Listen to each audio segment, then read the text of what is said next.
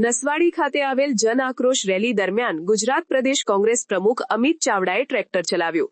ગુજરાત પ્રદેશ કોંગ્રેસ પ્રમુખ અમિત ચાવડા અને વિધાનસભાના વિપક્ષ નેતા તુષાર ચૌધરીની આગેવાનીમાં 3 ડિસેમ્બરના રોજ ડાકોરથી બીજા તબક્કામાં નીકળેલી જન આક્રોશ યાત્રા આજે છોટાઉદેપુર જિલ્લાના સંખેડા તાલુકામાં પ્રવેશ કર્યો હતો અને ઠેર ઠેર જન આક્રોશ યાત્રાનું સ્વાગત કરવામાં આવી રહ્યું છે।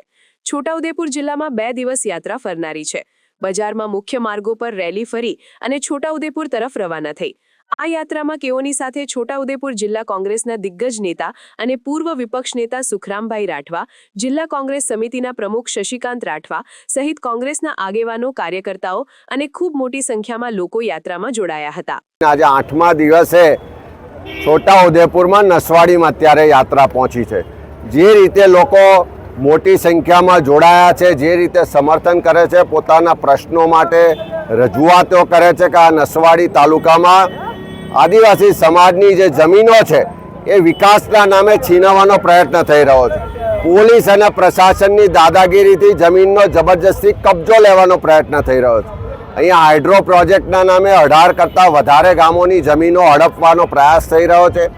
આ આદિવાસી સમાજે જે વર્ષોથી આ જળ જંગલ જમીનનું જતન કર્યું, જે એના માલિક છે એ માલિકોને આજે ઘરબાર વગરના કરવા માટે આ સરકાર નીકળી છે। એનો આક્રોશ લોકોએ વ્યક્ત કર્યો છે। અનેક ગામો એવા છે કુકરદાથી માંડીને જ્યાં હજુ સુધી ત્યાં ગામમાં જવાનો રસ્તો નથી। કોઈને દવાખાને લઈ જવા હોય તો કોઈ વાહન જઈ શકતું નથી। આ નસવાડી શહેરમાં વારંવાર તંત્ર દ્વારા લોકોના ઘરો માટે, દુકાનો માટે, ધંધાના સ્થળો માટે નોટિસો આપવામાં આવે। 2-4 પેઢીથી જ્યાં વસવાટ કરતા હોય, જ્યાં કામ ધંધો કરતા હોય એવા ઘરો પર બુલડોઝર ચલાવવામાં આવે છે। દારૂને કારણે યુવા પેઢી બરબાદ થઈ જાય છે, ખેડૂતો પરેશાન છે, કાયદો વ્યવસ્થાની પરિસ્થિતિ કથળી છે। મનરેગા હોય કે નલ સે જલ જેવા પ્રોજેક્ટોમાં કરોડો રૂપિયાનો ભ્રષ્ટાચાર થાય।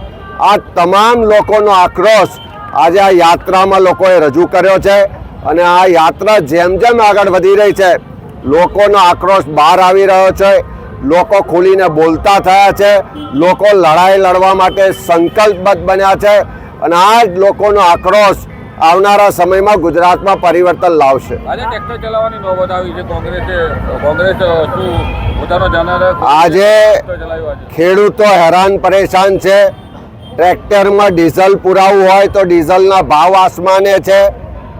ખેતી કરવી હોય તો ખાતર નથી મળતું, ઉત્પાદનના પૂરતા બજાર ભાવ નથી મળતા, કપાસના ટેકાના ભાવ તો ઓછા મળે પણ એની ઓનલાઈન રજિસ્ટ્રેશનની વિધિ જેટલી અઘરી ને લાંબી છે કે ખેડૂતોને એનો પણ લાભ મળતો નથી। કમોસમી વરસાદ થયો, હજુ સુધી કોઈને પૈસા મળ્યા નથી।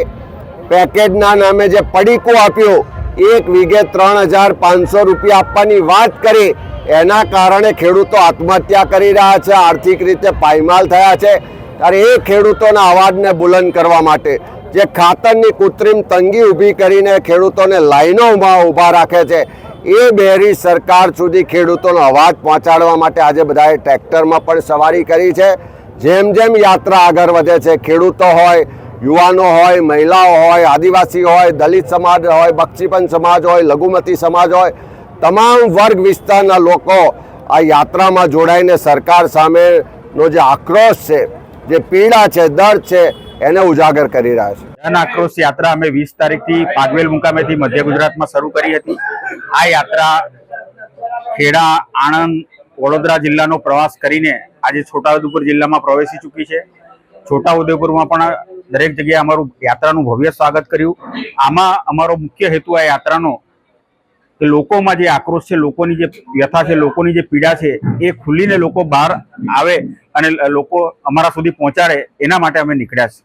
અને આજે છોટાઉદેપુરમાં પણ જે કમોસમી વરસાદને કારણે કપાસના પાકમાં જે નુકસાન થયું છે, હજી સુધી આ સરકારે ખેડૂતોને કોઈ વળતર ચૂકવ્યું નથી। આ વિસ્તારની વર્ષો જૂની માગણી છે કે નર્મદા ડેમનું પાણી પણ કેનાલ થકી આ સંખેડા, નસવાડી તાલુકામાં આવવું જોઈએ, પણ એમાં પણ સરકાર નિષ્ફળ ગઈ છે। આવી અનેક પ્રશ્નો લોકો અમારા સમક્ષ રજૂ કરી રહ્યા છે।